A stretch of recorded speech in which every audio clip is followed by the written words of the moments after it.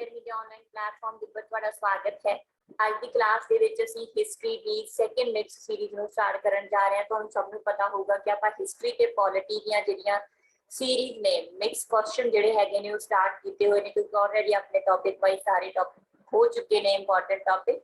ਤਾਂ ਇਹ ਜਿਹੜੀਆਂ ਸੀਰੀਜ਼ ਹੈਗੀਆਂ ਨੇ ਬੇਟਾ ਸਾਰਿਆਂ ਦੇ ਲਈ ਹੀ ਇੰਪੋਰਟੈਂਟ ਨਹੀਂ। ਬੇਸ਼ੱਕ ਤੁਸੀਂ ਐਸਐਸਟੀ ਮਾਸਟਰ ਕੇਡਰ ਕਰ ਰਹੇ ਹੋ ਜਾਂ ਫਿਰ ਤੁਸੀਂ ਲੈਕਚਰਰ ਦੀ ਪੋਸਟ ਲਈ ਅਪਲਾਈ ਕਰ ਰਹੇ ਹੋ ਜਾਂ ਫਿਰ ਤੁਸੀਂ ਕਿਸੇ ਵੀ ਕੰਪੀਟੀਟਿਵ ਐਗਜ਼ਾਮ ਦੇ ਲਈ ਜੀਕੇ ਕਰ ਰਹੇ ਹੋ ਤੇ ਮੋਸਟ ਇੰਪੋਰਟੈਂਟ ਸੀਰੀਜ਼ ਨੇ।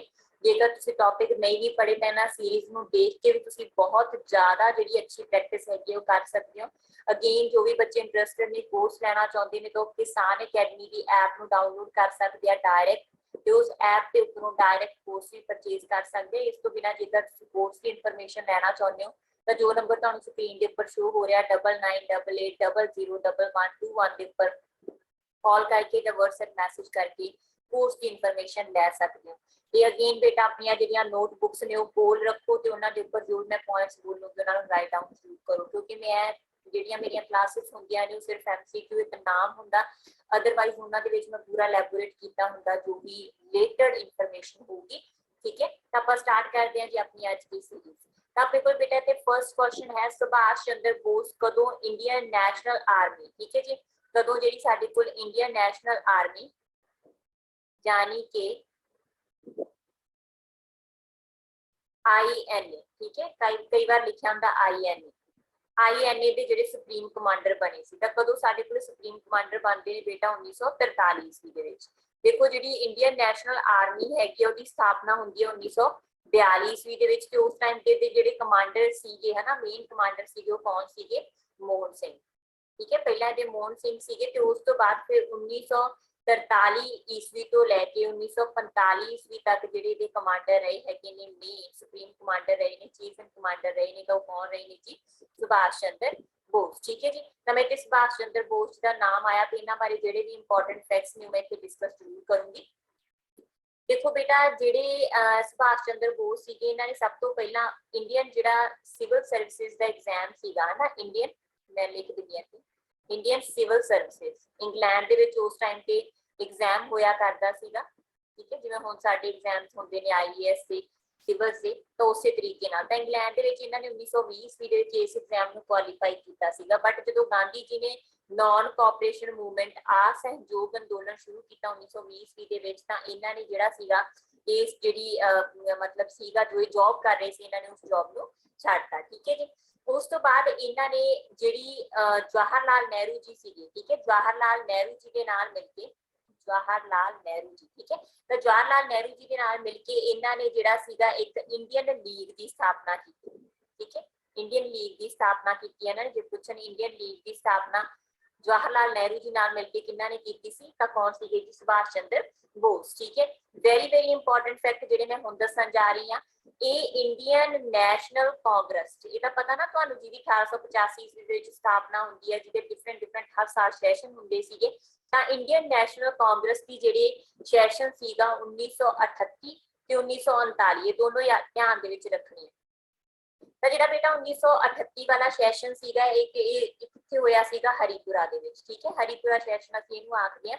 ਤਾਂ ਇਹਦੇ ਜਿਹੜੇ ਪ੍ਰੈਜ਼ੀਡੈਂਟ ਰਹੇ ਸੀ ਨਾ ਦੋਨੋਂ ਸੈਸ਼ਨ ਦੇ ਵੈਸੇ ਪ੍ਰੈਜ਼ੀਡੈਂਟ ਰਹੇ ਸੀਗੇ, ਕੌਣ ਰਹੇ ਸੀਗੇ? ਸੁਭਾਸ਼ ਚੰਦਰ ਬੋਸ। ਠੀਕ ਹੈ, ਬਟ ਹਰੀਪੁਰਾ ਜਿਹੜਾ ਸੈਸ਼ਨ ਸੀ ਇਹਨੂੰ ਇਹਨਾਂ ਨੇ ਕੰਪਲੀਟ ਕੀਤਾ। ਜਿਹੜਾ 1939 ਦਾ ਸੈਸ਼ਨ ਸੀਗਾ ਇਹ ਸੀਗਾ ਤ੍ਰਿਪੁਰੀ ਸੈਸ਼ਨ। ਤ੍ਰਿਪੁਰੀ ਸੈਸ਼ਨ ਨੂੰ ਇਹਨਾਂ ਨੇ ਅੱਧ ਦੇ ਵਿੱਚੋਂ ਛੱਡਤਾ ਸੀ, ਮਤਲਬ ਇਹਦੇ ਵਿੱਚੋਂ ਇਹਨਾਂ ਨੇ ਹਾਫ ਦੇ ਵਿੱਚੋਂ ਰਿਜ਼ਾਈਨ ਦਿੱਤਾ ਸੀ, ਅਸਤੀਫਾ ਦਿੱਤਾ ਸੀ। ਕਿਉਂ ਦਿੱਤਾ ਸੀ? ਕਿਉਂਕਿ ਇਹਨਾਂ ਦਾ ਗਾਂਧੀ ਜੀ ਦੇ ਨਾਲ ਕੀ ਹੋ ਗਿਆ ਸੀ ਜੀ? ਸਪਲਿਟ। ਗਾਂਧੀ ਜੀ ਦੇ ਨਾਲ ਕਿਸੇ ਮੁੱਦੇ ਨੂੰ ਲੈ ਕੇ ਸਪਲਿਟ ਹੋ ਗਿਆ ਤੇ ਇਸ ਕਰਕੇ ਇਹਨਾਂ ਨੇ ਇਸ ਸੈਸ਼ਨ ਨੂੰ ਕੀ ਕਰਤਾ ਸੀਗਾ ਜੀ? ਲੀਵ। ਠੀਕ ਹੈ, ਉਸ ਤੋਂ ਬਾਅਦ ਨੈਕਸਟ ਫੈਕਟ ਜੋ ਤੁਸੀਂ ਧਿਆਨ ਦੇ ਵਿੱਚ ਰੱਖਣਾ, ਇਹਨਾਂ ਨੇ ਫਾਰਵਰਡ ਬਲਾਕ, ਇਹ ਬਹੁਤ ਵਾਰ ਕੁਐਸਚਨ ਆ ਚੁੱਕਿਆ ਐਗਜ਼ਾਮ ਦੇ ਵਿੱਚ ਕਿ ਫਾਰਵਰਡ ਬਲਾਕ ਦੀ ਸਥਾਪਨਾ ਕਿਹਨਾਂ ਨੇ ਕੀਤੀ ਹੈ? ਤਾਂ ਫਾਰਵਰਡ ਬਲਾਕ ਦੀ ਇੱਕ ਸੰਸਥਾ ਸੀ, ਆਰਗੇਨਾਈਜੇਸ਼ਨ ਸੀ, ਜਿਹਦੀ ਸਥਾਪਨਾ 1939 ਈਸਵੀ ਦੇ ਵਿੱਚ ਕੌਣ ਕਰਦੇ ਨੇ ਜੀ? ਸੁਭਾਸ਼ ਚੰਦਰ ਬੋਸ। ਠੀਕ ਹੈ, ਉਸ ਤੋਂ ਬਾਅਦ ਬੇਟਾ ਜਦੋਂ ਇਹਨਾਂ ਦਾ ਇਸ਼ੂ ਹੋ ਜਾਂਦਾ ਤਾਂ ਇੰਡੀਆ ਦੇ ਵਿੱਚੋਂ ਫਲੀ ਕਰਦੇ ਨੇ, ਭੱਜ ਜਾਂਦੇ ਨੇ ਹਨਾ, ਕੁਝ ਮਤਲਬ ਇਹਨਾਂ ਦੇ ਅਗੇਂਸਟ ਕਾਰਵਾਈਆਂ ਹੁੰਦੀਆਂ ਤਾਂ ਉਸ ਤੋਂ ਬਾਅਦ ਇਹ ਬਰਲਿਨ ਚਲੇ ਜਾਂਦੇ ਆ। ਬਰਲਿਨ ਪਹੁੰਚਦੇ ਆ ਕਦੋਂ? 1941 ਈਸਵੀ ਦੇ ਵਿੱਚ ਬਰਲਿਨ ਜਾਂਦੇ ਆ ਤੇ ਉੱਥੇ ਜਾ ਕੇ ਕਿਹਨੂੰ ਮਿਲਦੇ ਹੈਗੇ ਆ? ਹਿਟਲਰ ਨੂੰ। ਵਰਲਡ ਹਿਸਟਰੀ ਦੇ ਵਿੱਚ ਤੁਸੀਂ ਰੀਡ ਕੀਤਾ ਹੋਊਗਾ ਹਿਟਲਰ ਦਾ ਨਾਮ, ਠੀਕ ਹੈ, ਜਰਮਨੀ। ਤਾਂ ਬਰਲਿਨ ਜਿਹੜਾ ਹੈਗਾ 1941 ਈਸਵੀ ਦੇ ਵਿੱਚ ਪਹੁੰਚਦੇ ਹੈਗੇ ਆ ਉੱਥੇ ਤੇ ਹਿਟਲਰ ਨੂੰ ਮਿਲਦੇ ਆ। ਉਸ ਤੋਂ ਬਾਅਦ ਬੇਟਾ ਲੇਟਰ ਔਨ ਜਿਹੜਾ ਹੈਗੇ ਨੇ ਇਹ 1943 ਈਸਵੀ ਦੇ ਵਿੱਚ 1943 ਈਸਵੀ ਦੇ ਵਿੱਚ ਇੰਡੀਅਨ ਨੈਸ਼ਨਲ ਆਰਮੀ, ਜਿਹਨੂੰ ਅਸੀਂ ਆਜ਼ਾਦ ਹਿੰਦ ਫੌਜ ਵੀ ਆਖਦੇ ਹਾਂ, ਆਜ਼ਾਦ ਹਿੰਦ ਫੌਜ, ਠੀਕ ਹੈ। ਆਜ਼ਾਦ ਹਿੰਦ ਫੌਜ ਦਾ 1943 ਈਸਵੀ ਦੇ ਵਿੱਚ ਕੀ ਕਰਦੇ ਨੇ, ਚਾਰਜ ਸੰਭਾਲਦੇ ਨੇ, ਮਤਲਬ ਕਮਾਂਡਰ ਬਣ ਜਾਂਦੇ ਨੇ, ਠੀਕ ਹੈ ਜੀ। ਤਾਂ ਇਹ ਤੁਸੀਂ ਮੇਨ ਫੈਕਟ ਸੀਗਾ ਜਿਹੜਾ ਕਿ ਧਿਆਨ ਦੇ ਵਿੱਚ ਰੱਖਣਾ। ਐਕਸਟਰਾ ਹੋਰ ਜਿਹੜੀ ਇਨਫੋਰਮੇਸ਼ਨ ਤੁਸੀਂ ਧਿਆਨ ਦੇ ਵਿੱਚ ਰੱਖ ਸਕਦੇ ਹੋ, ਤੁਹਾਨੂੰ ਪਤਾ ਹੋਊਗਾ ਗਾਂਧੀ ਜੀ ਨੂੰ ਇੱਕ ਟਾਈਟਲ ਦਿੱਤਾ ਗਿਆ ਨਾ, ਗਾਂਧੀ ਜੀ ਨੂੰ ਇੱਕ ਟਾਈਟਲ ਦਿੱਤਾ ਗਿਆ ਜਿਹੜਾ ਫਾਦਰ ਆਫ ਨੇਸ਼ਨ। ਇਹ ਵੀ ਬਹੁਤ ਇੰਪੋਰਟੈਂਟ ਆ, ਫਾਦਰ ਆਫ ਨੇਸ਼ਨ, ਫਾਦਰ ਰਾਸ਼ਟਰਪਿਤਾ, ਠੀਕ ਹੈ। ਰਾਸ਼ਟਰਪਿਤਾ ਦਾ ਟਾਈਟਲ ਦਿੱਤਾ ਗਿਆ ਸੀ ਤੇ ਜਿਹੜਾ ਇਹ ਟਾਈਟਲ ਦਿੱਤਾ ਸੀਗਾ ਇਹ ਕਿਹਨੇ ਦਿੱਤਾ ਸੀ, ਤੇ ਇਹ ਟਾਈਟਲ ਵੀ ਕਿਹਨਾਂ ਨੇ ਦਿੱਤਾ ਹੈ ਜੀ, ਸੁਭਾਸ਼ ਚੰਦਰ ਬੋਸ ਜੀ ਨੇ ਹੀ ਇਹ ਟਾਈਟਲ ਕਿਹਨੂੰ ਦਿੱਤਾ ਸੀਗਾ, ਗਾਂਧੀ ਜੀ ਨੂੰ ਦਿੱਤਾ ਸੀ, ਠੀਕ ਹੈ ਜੀ। ਕਲੀਅਰ। ਤੇ 1945 ਈਸਵੀ ਦੇ ਵਿੱਚ ਇੱਕ ਪਲੇਨ ਕ੍ਰੈਸ਼ ਹੁੰਦਾ ਤੇ ਉਸ ਪਲੇਨ ਕ੍ਰੈਸ਼ ਦੇ ਵਿੱਚ ਕੀ ਹੋ ਜਾਂਦੀ ਹੈ, ਇਹਨਾਂ ਦੀ ਡੈਥ ਹੋ ਜਾਂਦੀ ਹੈ, ਠੀਕ ਹੈ। ਇਹਨਾਂ ਦੇ ਦੋ ਸਲੋਗਨ ਇੰਪੋਰਟੈਂਟ ਨੇ, ਦੋ ਸਲੋਗਨ ਜਿਹੜੇ ਤੁਸੀਂ ਧਿਆਨ ਦੇ ਵਿੱਚ ਰੱਖਣੇ ਆ, ਇੱਕ ਹੈਗਾ ਦਿੱਲੀ ਚਲੋ, ਠੀਕ ਹੈ, ਦਿੱਲੀ ਚਲੋ, ਤੇ ਦੂਜਾ ਸਲੋਗਨ ਜਿਹੜਾ ਇਹਨਾਂ ਨੇ ਦਿੱਤਾ ਉਹ ਸੀਗਾ ਜੀ ਜੈ ਹਿੰਦ, ਠੀਕ ਹੈ, ਜੈ ਹਿੰਦ। ਦੇ ਦੋ ਸਲੋਗਨ ਇਹਨਾਂ ਦੇ ਨਾਲ ਰਿਲੇਟ ਕੀਤੇ ਜਾਂਦੇ ਨੇ। ਨੈਕਸਟ ਪੁਆਇੰਟ ਇਹਨਾਂ ਦੀ ਆਟੋਬਾਇਓਗ੍ਰਾਫੀ, ਆਟੋਬਾਇਓਗ੍ਰਾਫੀ ਯਾਨੀ ਕਿ ਇਹਨਾਂ ਦੀ ਜਿਹੜੀ ਸਵੈ ਜੀਵਨੀ ਹੈ ਉਹਦਾ ਕੀ ਨਾਮ ਆ, ਤੇ ਇਹਨਾਂ ਦੀ ਜਿਹੜੀ ਆਟੋਬਾਇਓਗ੍ਰਾਫੀ ਹੈ ਬੇਟਾ, ਇਹਨਾਂ ਦੀ ਸਵੈ ਜੀਵਨੀ ਹੈ ਉਹਦਾ ਨਾਮ ਹੈ ਦ ਇੰਡੀਅਨ ਸਟਰਗਲ,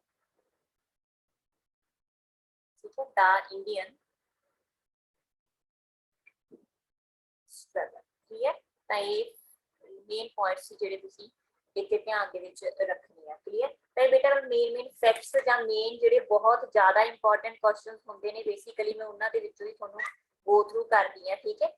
ਤੇ ਅਗੇਨ ਇੱਥੇ ਚਲੋ ਇਹ ਤੁਹਾਡੀ ਇੱਕ ਡੇਟ ਸੀਗੀ 1943 ਦੀ, 1932 ਦੇ ਵਿੱਚ ਜਿਹੜੀ ਤੁਸੀਂ ਮੇਨ ਪੁਆਇੰਟ ਧਿਆਨ ਦੇ ਵਿੱਚ ਰੱਖਣੇ ਹੈਗੇ ਆ, ਸਾਡੇ ਕੋਲ ਬੇਟਾ 1932 ਦੀਆਂ ਦੋ ਘਟਨਾਵਾਂ ਨੇ। ਇੱਕ ਤਾਂ ਸਾਡੇ ਕੋਲ 24 ਸਤੰਬਰ, ਇਹ ਤੁਹਾਨੂੰ ਅੱਜ ਦੀ ਕਲਾਸ ਵਿੱਚ ਕੁਐਸਚਨ ਵੀ ਆਊਗਾ, 24 ਸਤੰਬਰ 1932 ਨੂੰ ਪੂਨਾ ਪੈਕਟ ਹੁੰਦਾ, ਠੀਕ ਹੈ। ਪੂਨਾ ਪੈਕਟ ਯਾਨੀ ਕਿ ਗਾਂਧੀ ਤੇ ਅੰਬੇਦਕਰ, ਗਾਂਧੀ ਜੀ ਤੇ ਅੰਬੇਦਕਰ ਦੇ ਵਿੱਚ ਪੂਨਾ ਦੇ ਵਿੱਚ ਇੱਕ ਸਮਝੌਤਾ ਹੁੰਦਾ, ਠੀਕ ਹੈ। ਤੇ ਨਾਲ ਹੀ 1932 ਈਸਵੀ ਦੇ ਵਿੱਚ ਜਿਹੜੀ ਥਰਡ ਰਾਉਂਡ ਗੋਲਮੇਜ ਕਾਨਫਰੰਸ ਸੀ, ਥਰਡ ਰਾਉਂਡ ਟੇਬਲ ਕਾਨਫਰੰਸ, ਠੀਕ ਹੈ, ਰਾਉਂਡ ਟੇਬਲ ਕਾਨਫਰੰਸ ਹੁੰਦੀ ਹੈ ਉਹ ਵੀ 1932 ਈਸਵੀ ਦੇ ਵਿੱਚ ਹੁੰਦੀ ਹੈ 17 ਨਵੰਬਰ, ਠੀਕ ਹੈ, 17 ਨਵੰਬਰ ਨੂੰ, ਬਟ ਤੁਸੀਂ ਇਹ ਸਿਰਫ ਧਿਆਨ ਦੇ ਵਿੱਚ ਰੱਖਣਾ, ਠੀਕ ਹੈ ਜੀ। ਉਸ ਤੋਂ ਬਾਅਦ ਬੇਟਾ 1935 ਦੇ ਵਿੱਚ, ਇਹ ਵੀ ਤੁਹਾਨੂੰ ਸਭ ਨੂੰ ਕਲੀਅਰ ਹੋਊਗਾ, ਮੇਰੀਆਂ ਲਗਾਤਾਰ ਕਲਾਸਿਸ ਦੇ ਵਿੱਚ ਇਹ ਕੁਐਸਚਨ ਆ ਰਿਹਾ ਤੁਹਾਨੂੰ, ਗਵਰਨਮੈਂਟ ਆਫ ਇੰਡੀਆ ਐਕਟ, ਠੀਕ ਹੈ, GOI, government of India act 1935 ਦਾ, ਜਿਹਨੂੰ ਬਲੂਪ੍ਰਿੰਟ ਆਖਦੇ ਆ ਅਸੀਂ, ਠੀਕ ਹੈ, ਬਲੂਪ੍ਰਿੰਟ ਆਖਿਆ ਜਾਂਦਾ ਜਾਂ ਸਕੈਲਟਨ ਆਖਿਆ ਜਾਂਦਾ ਇੰਡੀਅਨ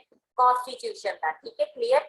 ਤੇ 1945 ਈਸਵੀ ਦੇ ਵਿੱਚ ਜਿਹੜੀ ਤੁਸੀਂ ਧਿਆਨ ਰੱਖਣਾ ਹੈਗਾ ਉਹ ਹੈਗਾ ਵੇਵਲ ਪਲਾਨ, ਇਹ ਵੀ ਤੁਹਾਨੂੰ ਬਹੁਤ ਵਾਰ ਮੇਰੇ ਵੱਲੋਂ ਰਿਪੀਟ ਹੋ ਚੁੱਕਿਆ ਪਿਛਲੀਆਂ ਸੀਰੀਜ਼ ਦੇ ਵਿੱਚ ਵੀ, ਜਿਹਨੂੰ ਅਸੀਂ ਸ਼ਿਮਲਾ ਕਾਨਫਰੰਸ ਆਖਦੇ ਹਾਂ, ਠੀਕ ਹੈ, ਸ਼ਿਮਲਾ ਕਾਨਫਰੰਸ ਆਖਦੇ ਹਾਂ। ਇਹਦੇ ਵਿੱਚ ਕੀ ਸੀ ਉਹ ਸਭ ਕੁਝ ਮੈਂ ਤੁਹਾਨੂੰ ਕਰਵਾ ਚੁੱਕੀ ਹਾਂ, ਬੇਸਿਕ ਤਾਂ ਇਹਨੇ ਤੁਸੀਂ ਧਿਆਨ ਦੇ ਵਿੱਚ ਰੱਖਣੀਆਂ ਕਿਹੜੀਆਂ ਘਟਨਾਵਾਂ ਕਿਹੜੇ ਈਅਰ ਦੇ ਵਿੱਚ। ਨੈਕਸਟ ਕੁਐਸਚਨ ਹੈ ਬੇਟਾ ਆਪਣੇ ਕੋਲ ਮਾਊਂਟ ਬੈਟਨ ਯੋਜਨਾ ਭਾਰਤੀ ਵੰਡ ਤੇ ਪਾਕਿਸਤਾਨ ਬਣਾਉਣ ਸੰਬੰਧੀ ਕਦੋਂ ਪੇਸ਼ ਕੀਤੀ ਗਈ ਹੈ, ਠੀਕ ਹੈ। ਮਾਊਂਟ ਬੈਟਨ ਯੋਜਨਾ ਜਿਹੜੀ ਹੈ 3 ਜੂਨ, ਠੀਕ ਹੈ। ਇਹ ਵੀ ਮੇਰੀ ਕਲਾਸ ਦੇ ਵਿੱਚ ਪਿਛਲੀ ਕਿਸੇ ਕਲਾਸ ਦੇ ਵਿੱਚ ਰਿਪੀਟ ਹੋ ਚੁੱਕੇ ਨੇ।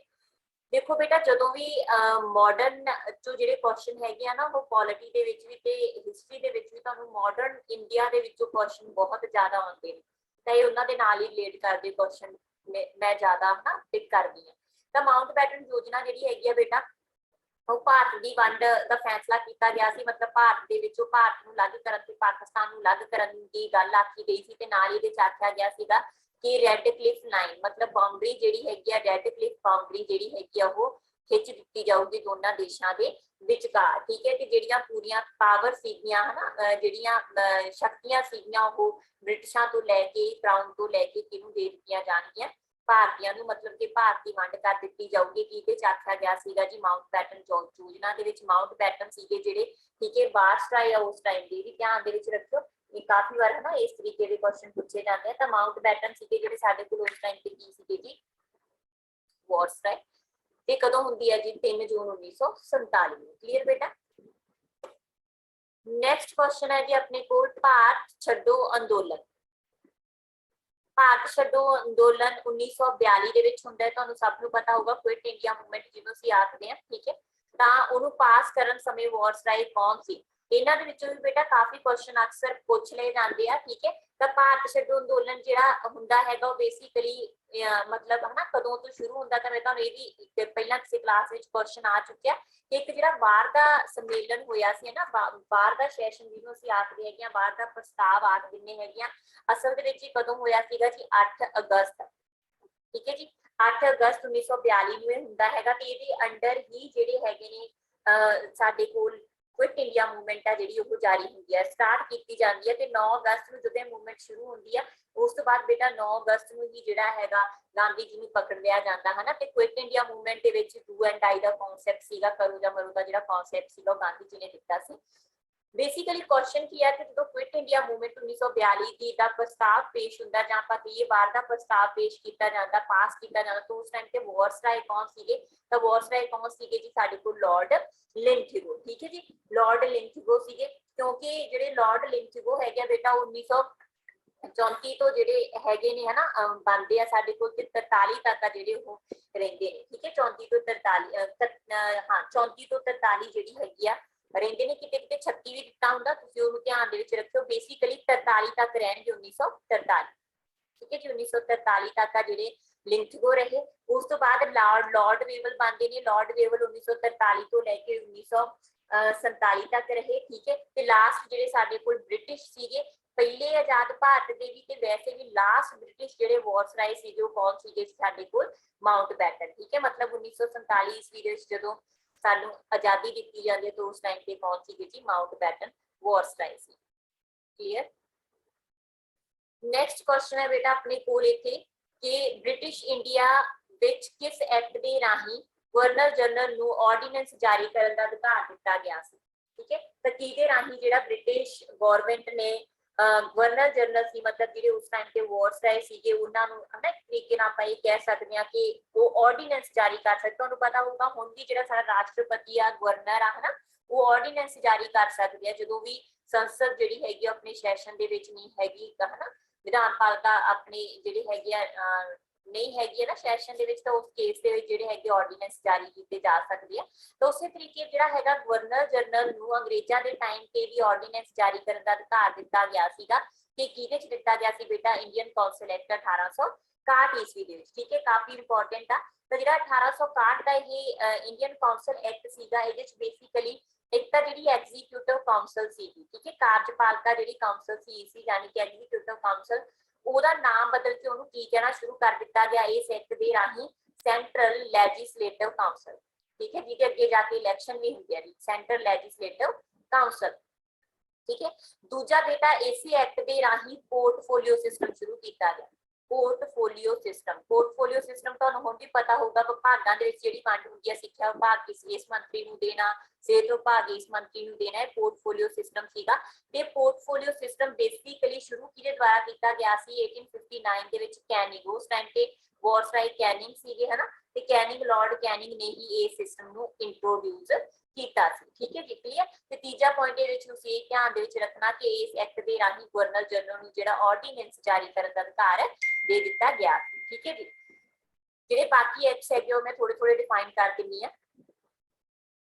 ਜਿਹੜਾ ਚਾਰਟਰ ਐਕਟ ਹੈਗਾ 1813 ਦਾ ਜਿਹੜਾ ਚਾਰਟਰ ਐਕਟ ਆ ਇਹਦੇ ਚ ਬੇਟਾ ਇੱਕ ਤਾਂ ਜਿਹੜਾ ਸਾਡੇ ਕੋਲ ਈਸਟ ਇੰਡੀਆ ਕੰਪਨੀ ਸੀਗੀ ਉਹਦੀ ਮੋਨੋਪੋਲੀ ਖਤਮ ਕਰ ਦਿੱਤੀ ਗਈ। ਮੋਨੋਪੋਲੀ ਮਤਲਬ ਏਕਾਧਿਕਾਰ ਹਨਾ, ਪਹਿਲਾਂ ਉਹਨਾਂ ਦਾ ਵਪਾਰ ਦੇ ਵਿੱਚ ਏਕਾਧਿਕਾਰ ਸੀ ਉਹਨੂੰ ਖਤਮ ਕਰ ਦਿੱਤਾ ਗਿਆ। ਵੈਰੀ ਇੰਪੋਰਟੈਂਟ, ਜਿਹੜੀ ਐਜੂਕੇਸ਼ਨ ਦੇ ਵਿੱਚ ਸੁਧਾਰ ਕਰਨ ਦੇ ਲਈ, ਸਿੱਖਿਆ ਦੇ ਵਿੱਚ ਸੁਧਾਰ ਕਰਨ ਦੇ ਲਈ ਜਿਹੜੀ 1 ਲੱਖ ਦੀ ਗ੍ਰਾਂਟ, ਠੀਕ ਹੈ, 1 ਲੱਖ ਦੀ ਜਿਹੜੀ ਗ੍ਰਾਂਟ ਸੀਗੀ ਉਹ ਐਜੂਕੇਸ਼ਨ ਦੇ ਵਿੱਚ ਦੇਣ ਦੀ ਗੱਲ ਇਸ ਐਕਟ ਦੇ ਰਾਹੀਂ ਹੀ ਕੀਤੀ ਗਈ ਸੀ, ਠੀਕ ਹੈ ਜੀ। ਜਿਹੜੇ ਸਾਡੇ ਕੋਲ ਗਵਰਨਮੈਂਟ ਆਫ ਇੰਡੀਆ ਐਕਟ ਹੈਗਾ, ਅੱਗੇ ਹੈਗਾ ਗਵਰਨਮੈਂਟ ਆਫ ਇੰਡੀਆ ਐਕਟ, ਠੀਕ ਹੈ, 1935 ਦਾ ਐਕਟ ਆ। ਇਹ ਕਾਫੀ ਇੰਪੋਰਟੈਂਟ ਆ ਹਨਾ, ਕਾਫੀ ਕਲਾਸਿਸ ਦੇ ਵਿੱਚ ਤੁਹਾਡਾ ਵੈਸੇ ਵੀ ਹੋ ਚੁੱਕਿਆ ਬੇਟਾ। ਇਹਦੇ ਵਿੱਚ ਕੀ ਸੀਗਾ ਕਿ ਜਿਹੜੀ ਡਾਇਰਕੀ ਸੀਗੀ ਹਨਾ, ਦੋਹਰੀ ਪ੍ਰਣਾਲੀ ਸੀ, ਜੋ ਡਾਇਰਕੀ ਸੀਗੀ ਉਹਨੂੰ ਪ੍ਰੋਵਿੰਸਸ ਦੇ ਵਿੱਚ ਖਤਮ ਕਰ ਦਿੱਤਾ ਗਿਆ। ਜਿਹੜੇ ਪ੍ਰਾਂਤ ਸੀਗੇ ਉਹਨਾਂ ਦੇ ਵਿੱਚ ਪ੍ਰਗਨਿਆ ਦੇ ਵਿੱਚ ਇਹਨੂੰ ਖਤਮ ਕਰ ਦਿੱਤਾ ਗਿਆ ਤੇ ਇਹਨੂੰ ਜਿਹੜਾ ਸੀਗਾ ਫੈਡਰਲ ਲੈਵਲ ਦੇ ਉੱਪਰ ਸਟਾਰਟ ਕਰ ਦਿੱਤਾ ਗਿਆ। ਇੱਥੇ ਖਤਮ ਕਰਤਾ ਬਟ ਫੈਡਰਲ ਲੈਵਲ ਦੇ ਵਿੱਚ ਇਹਨੂੰ ਕੀ ਕਰ ਦਿੱਤਾ ਗਿਆ, ਸਟੇਟਾਂ ਦੇ ਵਿੱਚ ਇੱਕ ਤਰੀਕੇ ਨਾਲ ਇਹਨੂੰ ਸ਼ੁਰੂ ਕਰ ਦਿੱਤਾ ਗਿਆ। ਤੇ ਨਾਲ ਹੀ ਜਿਹੜੀ ਪਾਵਰ ਸੀਗੀਆਂ ਸਬਜੈਕਟ ਡਿਵੀਜ਼ਨ, ਜਿਵੇਂ ਹੁਣ ਵੀ ਹੈ ਨਾ ਵਿਸ਼ਿਆਂ ਦੀ ਵੰਡ ਹੈਗੀ ਆ, ਤਾਂ ਸਬਜੈਕਟ ਡਿਵੀਜ਼ਨ ਕਰ ਦਿੱਤੀ ਗਈ ਤੇ 3 ਤਰ੍ਹਾਂ ਦੇ ਵਿਸ਼ੇ ਜਿਹੜੇ ਸਾਹਮਣੇ ਆਏ, ਜਿਵੇਂ ਹੁਣ ਸਾਡੇ ਕੋਲ ਜੂਨੀਅਰ ਆ, है ना, यूनियन लिस्ट आ, कॉन्करेंट लिस्ट आ, स्टेट लिस्ट आ, उसी तरीके ना उस टाइम पे एक फेडरल लिस्ट कड्डी गई, ठीक है, एक प्रोविंशियल लिस्ट कड्डी गई, प्रोविंशियल, ठीक है, ਤੇ ਇੱਕ ਸਾਡੇ ਕੋਲ ਕਨਕਰੈਂਟ ਲਿਸਟ ਹੁਣ ਵੀ ਹੈ ਸਾਡੇ ਕੋਲ ਕਨਕਰੈਂਟ ਲਿਸਟ, ਠੀਕ ਹੈ। ਕਨਕਰੈਂਟ ਲਿਸਟ ਦਾ ਜਿਹੜੀ ਦਾ ਆਈਡੀਆ ਸੀ ਕਿੱਥੋਂ ਲਿਆ ਸੀ ਤੁਸੀਂ ਮੈਨੂੰ ਕਮੈਂਟ ਬਾਕਸ ਦੇ ਵਿੱਚ ਦੱਸੋ, ਠੀਕ ਹੈ ਜੀ, ਕਲੀਅਰ। ਉਸ ਤੋਂ ਬਿਨਾ ਬੇਟਾ ਜਿਹੜੀਆਂ ਸੀਗੀਆਂ ਇੱਕ ਹੋਰ ਮੇਨ ਡਿਸੀਜਨ ਜਿਹੜਾ ਇਹਦੇ ਚ ਲਿਆ ਗਿਆ ਸੀਗਾ, ਤੁਸੀਂ ਸਾਰਿਆਂ ਨੇ यूपीएससी ਸੁਣਿਆ ਹੈਗਾ ਨਾ, ਫੈਡਰਲ ਸਿਸਟਮ ਜਿਹੜੇ ਹੈਗੇ यूपीएससी ਪਬਲਿਕ ਸਰਵਿਸ ਕਮਿਸ਼ਨ ਆ, ਤਾਂ ਉਸ ਟਾਈਮ ਤੇ ਜਿਹੜੇ ਇੱਕ ਫੈਡਰਲ ਪਬਲਿਕ ਸਰਵਿਸ ਕਮਿਸ਼ਨ ਤੇ ਇੱਕ ਬੇਟਾ ਜੀ ਜੁਆਇੰਟ ਪਬਲਿਕ ਸਰਵਿਸਿਜ਼ ਕਮਿਸ਼ਨ, ਠੀਕ ਹੈ, ਜੁਆਇੰਟ ਪਬਲਿਕ ਸਰਵਿਸਿਜ਼ ਕਮਿਸ਼ਨ ਸੀਗੇ, ਇਹਨਾਂ ਨੂੰ ਜਿਹੜਾ ਸੀਗਾ ਇੰਟਰੋਡਿਊਸ ਕੀਤਾ ਗਿਆ, ਇਹਨਾਂ ਨੂੰ ਸਥਾਪਿਤ ਕੀਤਾ ਗਿਆ। ਤੇ ਨਾਲ ਹੀ ਇੱਕ ਹੋਰ ਪੁਆਇੰਟ ਧਿਆਨ ਦੇ ਵਿੱਚ ਰੱਖਿਓ, ਇਸੇ ਐਕਟ ਦੇ ਰਾਹੀਂ ਜਿਹੜੀ ਰਿਜ਼ਰਵ ਬੈਂਕ ਹੈਗੀ ਹੈ, ਠੀਕ ਹੈ, ਰਿਜ਼ਰਵ ਬੈਂਕ ਆਫ ਇੰਡੀਆ, ਉਹਨੂੰ ਨੋਟਾਂ ਦੇ ਖੇਤਰ ਦੇ ਵਿੱਚ ਜਾਂ ਆਪਾਂ ਕਹੀਏ ਕਰੰਸੀ ਦੇ ਉੱਪਰ ਕੰਟਰੋਲ ਕਰਨ ਦਾ ਮੇਨ ਅਧਿਕਾਰ ਸੀਗਾ ਇਸੇ ਐਕਟ ਦੇ ਰਾਹੀਂ ਹੀ ਦਿੱਤਾ ਗਿਆ ਸੀ, ਠੀਕ ਹੈ ਜੀ।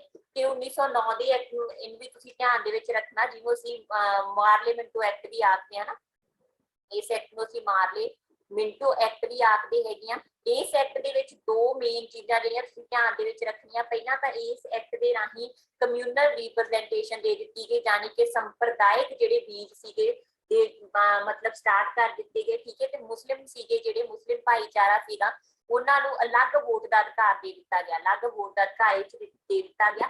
ਤੇ ਨਾਲ ਹੀ ਬੇਟਾ ਜਿਹੜੀ ਦੂਜਾ ਪੁਆਇੰਟ ਇਹ ਵਿੱਚ ਤੁਸੀਂ ਧਿਆਨ ਦੇ ਵਿੱਚ ਰੱਖਣਾ, ਜਿਹੜੀ ਵਾਇਸਰਾਏ ਦੀ ਕਾਉਂਸਲ ਸੀਗੀ, ਐਗਜ਼ੀਕਿਊਟਿਵ ਕਾਉਂਸਲ, ਠੀਕ ਹੈ, ਵਾਇਸਰਾਏ ਦੀ ਐਗਜ਼ੀਕਿਊਟਿਵ ਕਾਉਂਸਲ, ਵਾਇਸਰਾਏ ਦੀ ਕਾਰਜਕਾਰੀ ਕਾਉਂਸਲ ਦੇ ਵਿੱਚ ਭਾਰਤੀ ਸ਼ਾਮਲ ਕੀਤੇ ਗਏ ਸੀ, ਭਾਰਤੀ ਸ਼ਾਮਲ ਕਰਨ ਦੀ ਗੱਲ ਇਹਦੇ ਚ ਆਖੀ ਗਈ ਸੀ। ਤੇ ਪਹਿਲੇ ਭਾਰਤੀ ਜਿਹੜੇ ਇਸ ਕਾਉਂਸਲ ਦੇ ਵਿੱਚ ਮੈਂਬਰ ਬਣੇ ਸੀਗੇ ਉਹ ਕੌਣ ਸੀਗੇ ਜੀ, ਸਤੇਂਦਰ ਪ੍ਰਸਾਦ सिन्हा, ठीक है, सतेंद्र प्रसाद सिन्हा।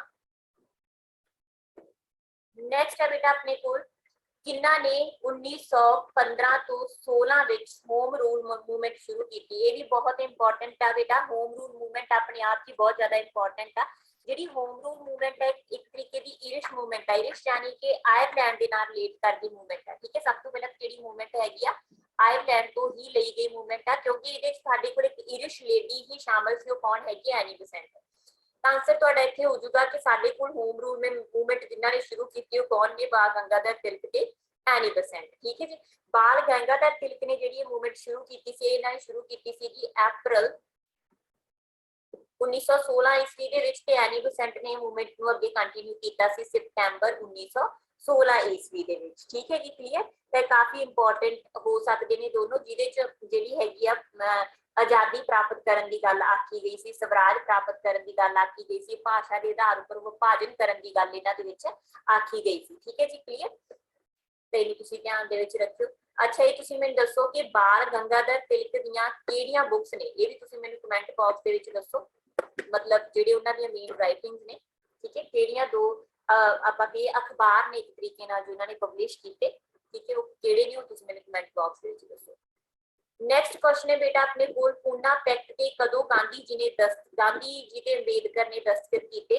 तो मैं पहला भी दस चुकी हाँ कि 1932 ਦੇ ਵਿੱਚ ਇੱਕ ਮਹੱਤਵਪੂਰਨ ਘਟਨਾ ਹੁੰਦੀ ਹੈ, ਉਹ ਕਿਹੜੀ ਹੈ ਜੀ, ਉਹ ਹੈਗੀ ਆ ਸਾਡੇ ਕੋਲ ਪੂਨਾ ਪੈਕਟ, ਠੀਕ ਹੈ ਜੀ। ਦੇਖੋ ਬੇਟਾ ਪੂਨਾ ਪੈਕਟ ਐਕਚੁਅਲ ਦੇ ਵਿੱਚ ਹੋਇਆ ਕਿਉਂ ਸੀਗਾ, ਕਿਉਂਕਿ ਉਸ ਟਾਈਮ ਤੇ ਇਸ ਤੋਂ ਪਹਿਲਾਂ ਜੇ ਅਸੀਂ ਗੱਲ ਕਰੀਏ 1931 ਈਸਵੀ ਦੇ ਵਿੱਚ ਇੱਕ ਕਮਿਊਨਲ ਰਿਵਾਰਡ ਆਉਂਦਾ ਮੈਕਡੋਨਲਡ, ਠੀਕ ਹੈ, ਮੈਕਡੋਨਲਡ ਸੀਗੇ ਜਿਹੜੇ ਮੈਕਡੋਨਲਡ ਰਮਸੇ, ਠੀਕ ਹੈ, ਪੀਐਮ ਸੀਗੇ। ਤਾਂ ਰਮਸੇ ਮੈਕਡੋਨਲਡ ਸੀਗੇ ਜਿਹੜੇ, ਇਹਨਾਂ ਨੇ ਇੰਗਲੈਂਡ ਦੇ ਪੀਐਮ ਆ, ਧਿਆਨ ਦੇ ਵਿੱਚ ਰੱਖਿਓ, ਇੰਗਲੈਂਡ ਦੇ ਪ੍ਰਧਾਨ ਮੰਤਰੀ ਸੀਗੇ ਇਹ। ਇਹਨਾਂ ਨੇ ਇੱਕ ਕਮਿਊਨਲ ਰਿਵਾਰਡ ਦਿੱਤਾ। ਕਮਿਊਨਲ ਰਿਵਾਰਡ ਦੇ ਵਿੱਚ ਕੀ ਸੀਗਾ ਕਿ ਸਭ ਨੂੰ ਸੰਪਰਦਾਇਕ ਆਧਾਰ ਦੇ ਉੱਪਰ ਜਿੰਨੀਆਂ ਵੀ ਮਤਲਬ ਲੋਕ ਸੀਗੇ, ਧਰਮਾਂ ਦੇ ਲੋਕ ਸੀਗੇ, ਉਹਨਾਂ ਨੂੰ ਅਲੱਗ-ਅਲੱਗ ਵੋਟ ਦਾ ਅਧਿਕਾਰ ਦੇਣ ਦੀ ਗੱਲ ਆਖੀ ਗਈ। ਤੇ ਸੇਮ ਹੀ ਜਿਹੜਾ ਸੀਗਾ ਇਹਦੇ ਵਿੱਚ ਐਸੀ ਜਿਹੜਾ ਭਾਈਚਾਰਾ ਸੀਗਾ ਜਾਂ ਹਨਾ ਵਰਗ ਸੀਗਾ, ਤਾਂ ਉਹਨਾਂ ਨੂੰ ਵੀ ਜਿਹੜਾ ਸੀਗਾ ਮਤਲਬ ਅਲੱਗ ਵੋਟ ਦਾ ਅਧਿਕਾਰ ਇਹਦੇ ਚ ਦੇ ਦਿੱਤਾ ਗਿਆ। ਸ਼ਡਿਊਲ ਕਾਸਟ ਨੂੰ ਇੱਕ ਤਰੀਕੇ ਨਾਲ ਅਲੱਗ ਵੋਟ ਦਾ ਅਧਿਕਾਰ ਇਹਦੇ ਚ ਦਿੱਤਾ ਜਾਣਾ ਸੀ ਕਮਿਊਨਲ ਰਿਵਾਰਡ ਦੇ ਵਿੱਚ, ਠੀਕ ਹੈ। ਬਟ ਗਾਂਧੀ ਜੀ ਜਿਹੜੇ ਸੀਗੇ, ਉਹ ਗਾਂਧੀ ਜੀ ਨੇ ਜਿਹੜਾ ਸੀ ਸ਼ਡਿਊਲ ਕਾਸਟ ਲਈ ਸ਼ਬਦ ਯੂਜ਼ ਕੀਤਾ ਸੀਗਾ, ਤੁਹਾਨੂੰ ਸਭ ਨੂੰ ਕਲੀਅਰ ਹੋਣਾ ਚਾਹੀਦਾ, ਹਰੀਜਨ ਸ਼ਬਦ, ਠੀਕ ਹੈ। ਗਾਂਧੀ ਜੀ ਕੀ ਆਖਦੇ ਸੀਗੇ ਕਿ ਤੁਸੀਂ ਇਹਨਾਂ ਨੂੰ ਹਰੀਜਨ ਨੂੰ ਜਾਂ ਆਪਾਂ ਕਹੀਏ ਜਿਹੜੇ ਸ਼ਡਿਊਲ ਕਾਸਟ ਹੈਗੇ ਉਹਨਾਂ ਨੂੰ ਅਲੱਗ ਰਿਪਰੈਜ਼ੈਂਟੇਸ਼ਨ ਦੇ ਕੇ ਉਹਨਾਂ ਨੂੰ ਇੱਕ ਅਲੱਗ ਬਾਗ ਸ਼ੋਅ ਕਰ ਰਹੇ ਹੋ, ਠੀਕ ਹੈ। ਮਤਲਬ ਇਹ ਸੀਗਾ ਕਿ ਗਾਂਧੀ ਜੀ ਜਿਹੜੇ ਸੀ ਉਹ ਕਮਿਊਨਲ ਰਿਵਾਰਡ ਦੇ ਕੀ ਸੀਗੇ ਅਗੇਂਸਟ ਸੀ। ਜਿਹਦੇ ਕਰਕੇ ਇਹ ਕਿੱਥੇ ਸੀ ਉਸ ਟਾਈਮ ਤੇ ਆਲਰੇਡੀ ਗਾਂਧੀ ਜੀ ਜੇਲ੍ਹ ਦੇ ਵਿੱਚ ਸੀਗੇ ਤੇ ਗਾਂਧੀ ਜੀ ਜੇਲ੍ਹ ਦੇ ਵਿੱਚ ਕਿੱਥੇ ਬਹਿ ਕੇ ਵਰਤ ਰੱਖ ਲਿਆ ਇਹਨਾਂ ਨੇ, ਮਰਨ ਵਰਤ ਰੱਖ ਲਿਆ, ਯਾਨੀ ਕਿ ਭੁੱਖ ਹਨਾ ਫਾਸਟ ਰੱਖ ਲਿਆ ਕੁਛ ਨਾ ਖਾਣ ਦਾ। ਬਟ ਜਿਹੜੇ ਅੰਬੇਦਕਰ ਸੀਗੇ ਉਹ ਪੱਖ ਦੇ ਵਿੱਚ ਸੀਗੇ ਕਿ ਜਿਹੜੇ ਹੈਗਾ ਸਾਡੇ ਕੋਲ ਸ਼ਡਿਊਲ ਕਾਸਟ ਵਰਗ ਹੈਗਾ, ਹਰੀਜਨ ਹੈ, ਉਹਨਾਂ ਨੂੰ ਵੋਟਾਂ ਦਾ ਅਧਿਕਾਰ ਦਿੱਤਾ ਜਾਵੇ, ਉਹਨਾਂ ਨੂੰ ਅਲੱਗ ਰਿਪਰੈਜ਼ੈਂਟੇਸ਼ਨ ਦਿੱਤੀ ਜਾਵੇ। ਠੀਕ ਹੈ, ਇਸ ਕਰਕੇ ਜਦੋਂ ਗਾਂਧੀ ਜੀ ਉਸ ਟਾਈਮ ਤੇ ਮਰਨ ਵਰਤ ਤੇ ਸੀਗੇ, ਕਿਹੜੀ ਜੇਲ੍ਹ ਦੇ ਵਿੱਚ ਉਸ ਟਾਈਮ ਤੇ ਸ਼ਾਮਲ ਸੀ, ਮਤਲਬ ਕੈਦ ਸੀਗੇ ਜਾਰਵਾੜਾ ਜੇਲ੍ਹ ਸੀ ਪੂਨਾ ਦੇ ਵਿੱਚ। ਠੀਕ ਹੈ, ਇਸੇ ਜੇਲ੍ਹ ਦੇ ਵਿੱਚ, ਇਸੇ ਪੂਨਾ ਜੇਲ੍ਹ ਦੇ ਵਿੱਚ ਦੋਨੋਂ ਮਿਲਦੇ ਨੇ, ਅੰਬੇਦਕਰ ਤੇ ਗਾਂਧੀ ਜੀ ਦੋਨਾਂ ਦੀ ਮੁਲਾਕਾਤ ਹੁੰਦੀ ਆ ਤੇ ਦੋਨਾਂ ਦੇ ਵਿਚਕਾਰ ਇੱਕ ਸਮਝੌਤਾ ਹੁੰਦਾ 24 ਸਤੰਬਰ 1932 ਨੂੰ, ਜਿਹਨੂੰ ਆਖਦੇ ਨੇ ਪੂਨਾ ਪੈਕਟ। ਇਸ ਸਮਝੌਤੇ ਦੇ ਵਿੱਚ ਜਿਹੜਾ ਸੀਗਾ ਗਾਂਧੀ ਜੀ ਨੇ ਜੋ ਅਲੱਗ ਰਿਪਰੈਜ਼ੈਂਟੇਸ਼ਨ ਦੀ ਗੱਲ ਸੀਗੀ ਉਹ ਅੰਬੇਦਕਰ ਦੇ ਨਾਲ ਉਹਨੂੰ ਸਵੀਕਾਰ ਕਰ ਲਿਆ ਸੀਗਾ। ਠੀਕ ਹੈ, ਆਪਣਾ ਜਿਹੜਾ ਵਰਤ ਸੀਗਾ ਉਹਨਾਂ ਨੇ ਖਤਮ ਕਰਤਾ ਸੀਗਾ ਤੇ ਡਿਪਰੈਸਡ ਕਲਾਸ ਦੇ ਲਈ ਜਿਹੜੀਆਂ 147 ਸੀਟਾਂ ਦੀ ਜਿਹੜੀ ਮੰਗ ਕੀਤੀ ਸੀਗੀ ਪ੍ਰਾਂਤਾਂ ਦੇ ਵਿੱਚ। ਠੀਕ ਹੈ, ਤੁਸੀਂ ਬਸ ਇਹਨਾਂ ਤੋਂ ਧਿਆਨ ਦੇ ਵਿੱਚ ਰੱਖੋ। ਕਲੀਅਰ ਬੇਟਾ?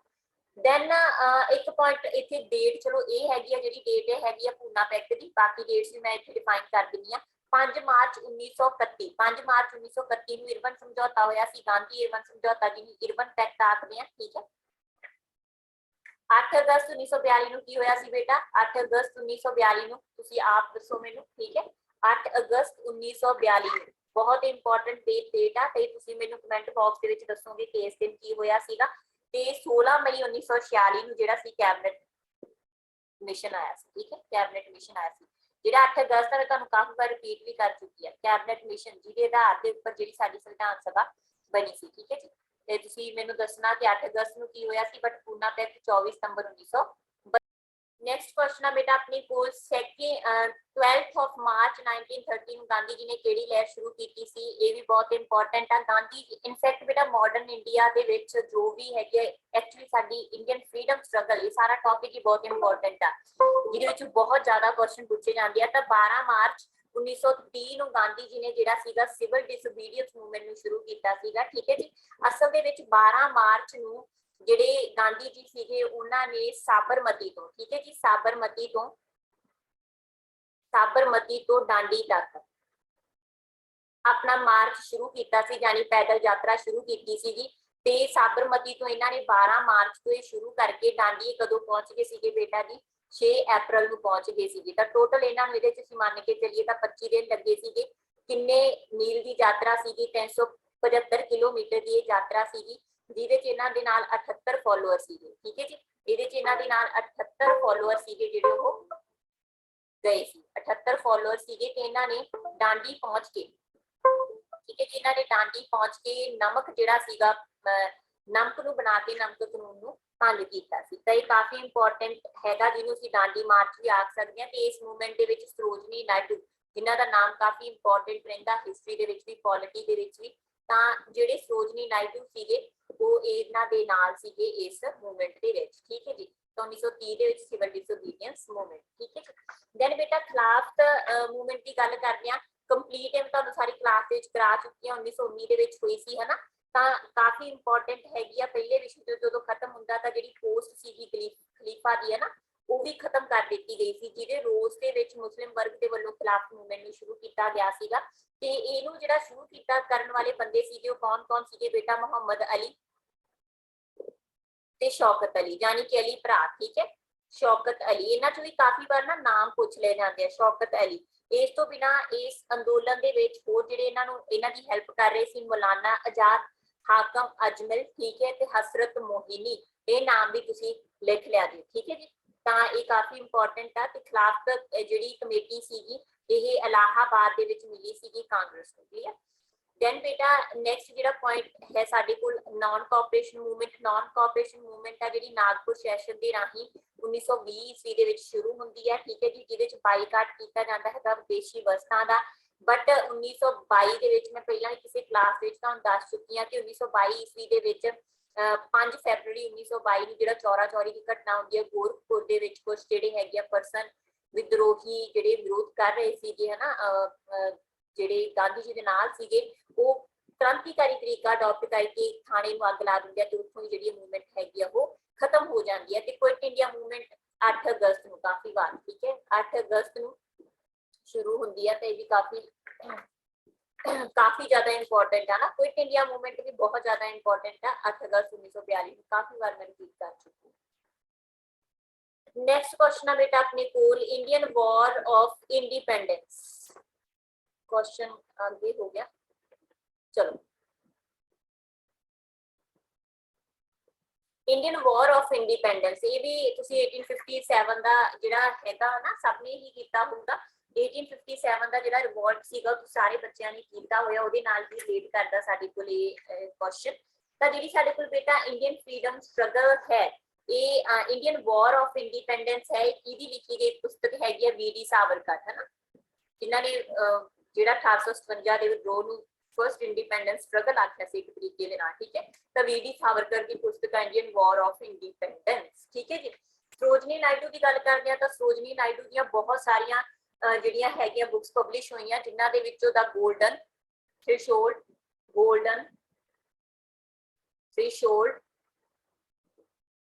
Feeder of dawn, the feather of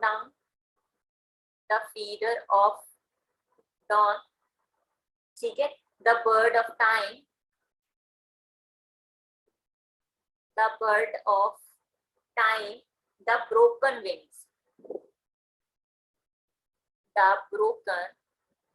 ਇਹਨਾਂ ਦੇ ਵਿੱਚੋਂ ਆਪ ਬੁੱਕ ਸਭ ਤੋਂ ਜ਼ਿਆਦਾ ਪ੍ਰਸਿੱਧ ਹੈ, the broken wings, ਠੀਕ ਹੈ। ਤਾਂ ਇਹ ਸਾਰੀਆਂ ਜਿਹੜੀਆਂ ਬੁੱਕਸ ਹੈਗੀਆਂ ਇਹ ਸਰੋਜਨੀ ਨਾਇਡੂ ਜੀ। जवाहर लाल नेहरू जी की गल करते हैं तो जवाहर लाल नेहरू जी ਦੀਆਂ ਜਿਹੜੀਆਂ ਮੇਨ ਪੁਸਤਕਾਂ ਹੈਗੀਆਂ ਉਹਨਾਂ ਵਿੱਚ ਜਿਹੜੀ ਸਭ ਤੋਂ ਜ਼ਿਆਦਾ ਪ੍ਰਸਿੱਧ ਹੈਗੀ ਇੱਕ ਤਾਂ ਹੈ Discovery of India, the Discovery of India.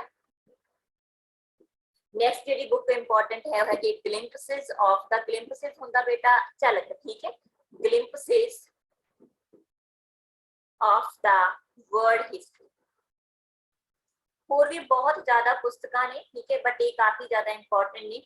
India and the world, ठीक है, इंडिया एंड आफ्टर, ठीक है, इस तरीके ਦੀਆਂ ਹੋਰ ਕਾਫੀ ਪੁਸਤਕਾਂ ਨੇ, ਪਰ ਚਲੋ ਇਹਨਾਂ ਦੋਨਾਂ ਨੂੰ ਤੁਸੀਂ ਇੱਥੇ ਕੋਡ ਕਰ ਸਕਦੇ ਹੋ। ਤੇ ਸੁਭਾਸ਼ ਚੰਦਰ ਬੋਸ ਜੀ ਦੀ ਜਿਹੜੀ ਪੁਸਤਕ ਸੀ ਮੈਂ ਆਲਰੇਡੀ ਤੁਹਾਨੂੰ ਦੱਸ ਚੁੱਕੀ ਹਾਂ, ਇੰਡੀਅਨ ਸਟਰਗਲ, ਠੀਕ ਹੈ, ਇੰਡੀਅਨ ਸਟਰਗਲ ਉਹਨਾਂ ਦੀ ਸਟ੍ਰੈਟਜੀ, ਠੀਕ ਹੈ। ਇੱਥੇ ਬੇਟਾ ਜਵਾਹਰ ਲਾਲ ਨਹਿਰੂ ਜੀ ਦੀ ਜਿਹੜੀ ਆਪਣੀ ਆਟੋਬਾਇਓਗ੍ਰਾਫੀ ਹੈਗੀ ਉਹਦਾ ਨਾਮ ਵੀ ਆਟੋਬਾਇਓਗ੍ਰਾਫੀ ਹੈ, ਜਵਾਹਰ ਲਾਲ ਨਹਿਰੂ एन ऑटोबायोग्राफी, ठीक है, एन ऑटोबायोग्राफी। ये पूछन के जवाहरलाल नेहरू जी की जीवनी का नाम की है, स्वै जीवनी का नाम की है, तो एन ऑटोबायोग्राफी। नेक्स्ट है बेटा 1935 ਦੇ ਐਕਟ ਨੂੰ ਕਿਸਨੇ ਗੰਦਾ ਤੇ ਅਸਵੀਕਾਰਯੋਗ ਦੱਸਿਆ, ਤੇ ਅਸਵੀਕਾਰਯੋਗ ਦੱਸਿਆ ਸੀ ਬੇਟਾ ਜੀ ਮੁਹੰਮਦ ਅਲੀ ਜਿਨਾਹ ਨੇ, ਠੀਕ ਹੈ। ਨਹਿਰੂ ਜੀ ਸੀਗੇ ਜਿਹੜੇ ਉਹਨਾਂ ਨੇ ਇਹਨੂੰ ਇੱਕ ਤਰੀਕੇ ਨਾਲ ਸਲੇਵਰੀ ਐਕਟ ਦਾ ਨਾਮ ਦਿੱਤਾ ਸੀ, ਠੀਕ ਹੈ, ਸਲੇਵਰੀ ਐਕਟ। ਸਲੇਵਰੀ ਐਕਟ ਕਿਹਨਾਂ ਨੇ ਆਖਿਆ, ਇਸ ਐਕਟ ਨੂੰ ਜਵਾਹਰ ਲਾਲ ਨਹਿਰੂ ਜੀ ਨੇ ਗੁਲਾਮੀ ਦਾ ਇੱਕ ਤਰੀਕੇ ਨਾਲ ਪਕੜੀਏ ਐਕਟ, ਤੇ ਅਲੀ ਜਿਨਾਹ ਨੇ ਇਹਨਾਂ ਨੂੰ ਇਹ ਆਖਿਆ ਸੀਗਾ ਕਿ ਇਹ ਇੱਕ ਬਰੂਟਲੀ ਬੈਡ ਆ, ਟੋਟਲੀ ਅਨਐਕਸੈਪਟੇਬਲ ਆ, ਲੋਕ ਇਹਨੂੰ ਐਕਸੈਪਟ ਨਹੀਂ ਕਰਨਗੇ। ਕਿਹਨਾਂ ਨੇ ਆਖਿਆ ਸੀ, ਮੁਹੰਮਦ ਅਲੀ ਜਿਨਾਹ ਨੇ। नेक्स्ट है बेटा अपने को तत्वबोधनी सभा 1839 ईस्वी ਦੇ ਵਿੱਚ ਕਿਹਨਾਂ ਨੇ ਬਣਾਈ ਸੀ ਬੇਟਾ ਜੀ, ਇਹ ਬਣਾਈ ਸੀ ਦਵਿੰਦਰ ਨਾਥ ਟੈਗੋਰ ਨੇ। ਦਵਿੰਦਰ ਨਾਥ ਟੈਗੋਰ ਪਹਿਲਾਂ ਬ੍ਰਹਮੋ ਸਮਾਜ ਦੇ ਵਿੱਚ ਸ਼ਾਮਲ ਸੀਗੇ, ਲੇਟਰ ਔਨ ਜਿਹੜੇ ਹੈਗੇ ਤਤਵਬੋਧਨੀ ਸਭਾ ਦੀ ਸਥਾਪਨਾ ਕਰਦੇ ਆ। ਜਿਹੜੀ ਇਸ ਤੋਂ ਪਹਿਲਾਂ ਮੈਂ ਜਿਵੇਂ ਨਾਮ ਲਿਆ ਬ੍ਰਹਮੋ ਸਮਾਜ ਦੇ ਵਿੱਚ ਸ਼ਾਮਲ ਸੀਗੇ, ਤਾਂ ਬ੍ਰਹਮੋ ਸਮਾਜ ਦੇ ਸੰਸਥਾਪਕ ਕੌਣ ਸੀਗੇ ਜੀ, ਬ੍ਰਹਮੋ ਸਮਾਜ ਦੇ ਸੰਸਥਾਪਕ ਸੀਗੇ ਰਾਜਾ ਰਾਮ ਮੋਹਨ ਰਾਏ ਤੇ 1828 ਈਸਵੀ ਦੇ ਵਿੱਚ ਇਸ ਸਮਾਜ ਦੀ ਸਥਾਪਨਾ ਕੀਤੀ ਜਾਂਦੀ ਹੈ। ਜਿਹੜੇ दयानंद सरस्वती है आर्या समाज की स्थापना करते हैं 1875 ईस्वी ਦੇ ਵਿੱਚ, आर्या समाज की स्थापना 1875 ईस्वी ਦੇ ਵਿੱਚ। ਤੇ स्वामी विवेकानंद ਜਿਹੜੇ ਹੈਗੇ ਨੇ ਉਹ रामकृष्ण मिशन, ठीक है, रामकृष्ण मिशन की स्थापना करते हैं 1897 ईस्वी ਦੇ ਵਿੱਚ, ठीक है। नेक्स्ट है बेटा अपने कोल 1923 ईस्वी ਦੇ ਵਿੱਚ ਚਿਤਰੰਜਨ ਦਾਸ ਤੇ ਮੋਤੀ ਲਾਲ ਨਹਿਰੂ ਨੇ ਮਿਲ ਕੇ ਕਿਹੜੀ ਪਾਰਟੀ ਦੀ ਸਥਾਪਨਾ ਕੀਤੀ ਸੀ, ਸਵਰਾਜ ਪਾਰਟੀ ਦੀ ਸਥਾਪਨਾ ਕੀਤੀ ਸੀ। ਸੀਆਰ ਦਾਸ ਨੇ ਮਿਲ ਕੇ ਤੇ ਮੋਤੀ ਲਾਲ ਨਹਿਰੂ ਜੀ ਨੇ ਮਿਲ ਕੇ, ਠੀਕ ਹੈ। ਗਦਰ ਪਾਰਟੀ ਦੀ ਸਥਾਪਨਾ ਕਦੋਂ ਹੁੰਦੀ ਆ, 1913 ਈਸਵੀ ਦੇ ਵਿੱਚ ਹੁੰਦੀ ਆ, ਸੌਰੀ 1919 ਲਿਖਿਆ ਗਿਆ, 1913, ਠੀਕ ਹੈ, 1913 ਈਸਵੀ ਦੇ ਵਿੱਚ ਹੁੰਦੀ ਆ। ਇਹ ਤੁਹਾਨੂੰ ਸਭ ਨੂੰ ਪਤਾ ਹੋ ਗਿਆ ਨਾ, ਇਹ ਵੀ ਬੇਸਿਕ ਕੁਐਸਚਨ ਆ, ਪਹਿਲਾਂ ਕਲਾਸਿਸ ਦੇ ਵਿੱਚ ਰਿਪੀਟ ਕਰ ਚੁੱਕੀਆਂ। ਸਾਨ ਫਰਾਂਸਿਸਕੋ ਦੇ ਵਿੱਚ ਬੇਸਿਕਲੀ ਦੀ ਸਥਾਪਨਾ ਕੀਤੀ ਜਾਂਦੀ ਹੈ ਤੇ ਫਾਊਂਡਰ ਕੌਣ ਸੀਗੇ, ਲਾਲਾ ਹਰਦਿਆਲ, ਠੀਕ ਹੈ, ਲਾਲਾ ਹਰਦਿਆਲ ਇਹਦੇ ਫਾਊਂਡਰ ਸੀਗੇ। ਤੇ ਗਦਰ ਪਾਰਟੀ ਜਿਹੜੀ ਹੈਗੀ ਆ, ਜੇ ਮੈਂ ਇਹਦੇ ਬਾਰੇ ਥੋੜਾ ਜਿਹਾ ਤੁਹਾਨੂੰ ਡਿਫਾਈਨ ਕਰਾਂ ਤਾਂ ਇਹਦੇ ਪ੍ਰੈਜ਼ੀਡੈਂਟ ਫਾਊਂਡਰ ਲਾਲਾ ਹਰਦਿਆਲ, ਇਹਦੇ ਜਿਹੜੇ ਪ੍ਰੈਜ਼ੀਡੈਂਟ प्रधान सीगे वो सीगे सोहन सिंह भकना। खजानची जां आपां कह दईए ट्रैजरी जिहड़े इन्हां दा वित्त सारा देखदे सीगे वो कौन सीगे? कांशी राम। ठीक है, कांशी राम। ते जिहड़ा इन्हां दा अखबार सीगा वो किहड़ा सी जी? गदर। जो न्यूज़पेपर इन्हां ने शुरू कीता ओहदा नाम गदर, ये भी तुहानूं सब नूं क्लीयर होगा। ठीक है, ते गदर दे विच ये कहा गया सी कि कैप्शन सी जिहड़ी गदर अखबार दे विच आउंदी सी, उस कैप्शन पुछ सकदे आ अंग्रेजी राज का दुश्मन। तां अंग्रेजी राज का दुश्मन कैप्शन की सीगी जी गदर अखबार। ठीक है जी। फॉरवर्ड ब्लॉक ऑलरेडी क्लियर हो चुका है। फॉरवर्ड ब्लॉक की हैगी सी जी? फॉरवर्ड ब्लॉक हैगी सुभाष चंद्र बोस। सुभाष चंद्र बोस। ठीक है, 1939। क्लियर। नेक्स्ट क्वेश्चन है बेटा अपने को,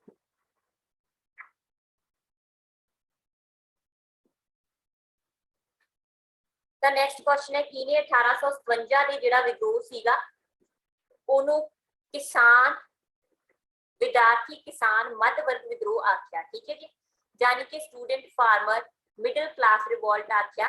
कई जिहड़ा आख्या जी अंबा प्रसाद ने, ये नॉर्मल एक क्वेश्चन ही है। ठीक है, कुछ डेप्थ डिफाइन करने वाला नहीं है। बहुत सारी ना कोटेशन उस टाइम के सामने आउंदी है 1857 ਦੇ रिवोल्ट ਦੇ ਨਾਲ ਰਿਲੇਟਡ ही। उस रिवोल्ट ਨੂੰ काफी प्रसाद ने काफी ਜਿਹੜੇ पर्सन ਹੈਗੇ ਨੇ ਉਹਨਾਂ ਨੇ डिफरेंट तरीके ਦੇ ਨਾਲ डिफाइन ਕੀਤਾ। अंबा प्रसाद ने ਇਹਨੂੰ विद्यार्थी किसान ਤੇ मध्य वर्ग ਦਾ ਵਿਦਰੋਹ आख्या सी। ठीक है, काफी पर्सन ने सिर्फ मिलिट नहीं आख्या, काफी पर्सन ने इन्हां नूं जिहड़ा सीगा एक रिवोल्ट का नाम दिता है ना। ते इस तरीके नाल काफी जिहड़ी डिफरेंट नाम सीगे जो मैं तुहानूं क्लास विच करवा चुकी हूं। महात्मा गांधी के राजनीतिक गुरु कौन सी? ठीक है जी, महात्मा गांधी के राजनीतिक गुरु कौन सी? गोपाल कृष्ण गोखले। ठीक है, गोपाल कृष्ण गोखले ने एक नाल तुसीं एक पॉइंट बहुत ध्यान दे विच रखियो बेटा कि इन्होंने एक एसोसीएशन एक सोसाइटी की स्थापना की थी 1905 ईस्वी के विच। काफी इंपॉर्टेंट है the servants of India. Servants of India society सी जिहदी इन्होंने स्थापना की थी। ठीक है जी, उस तो बिना बेटा जी आप आरबी टैगोर की गल करते हैं तो रविंद्र नाथ टैगोर ने एक टाइटल दिता गया सी काहदा जी? नाइटहुड का। जिन्होंने उन्होंने जो जलियांवाला बाग में स्केयर हुंदा तो उस तो बाद जिहड़ा है इहनूं वापस कर दिंदे आ ना। तां नाइटहुड की जिहड़ी आबादी सीगी ओह दिती गई सी ब्रिटिश गवर्नमेंट के वल्लों। रविंद्र नाथ टैगोर जी के बारे में बहुत ज्यादा इंफॉर्मेशन आ। ठीक है, अमृत बाजार पत्रिका इन्हां दी पब्लिकेशन हैगी आ। ठीक है, गीतांजलि इन्हां दी पहली जिहड़ी राइटिंग आ जिन्होंने नोबल प्राइज दिता गया सीगा। ठीक है, जां काफी बार क्वेश्चन जिहड़ा हैगा पूछ लिया जाता कि इन्हां दे जिहड़े हैगे आ किहड़ा पर्सन आ जिहदे दो जिहड़े एंथम जिहड़े हैगे देशां वालों अडॉप्ट कीते गए तां भारत दा जिहड़ा जनगण मन हैगा जनगण मन। ठीक है, ते बांग्लादेश दा भी जिहड़ा नैशनल एंथम हैगा अमर सोनार बंगला। अमर सोनार बंगला वो इन्हां ने ही लिखिया। ठीक है, इन्हां दी ही वो पब्लिकेशन।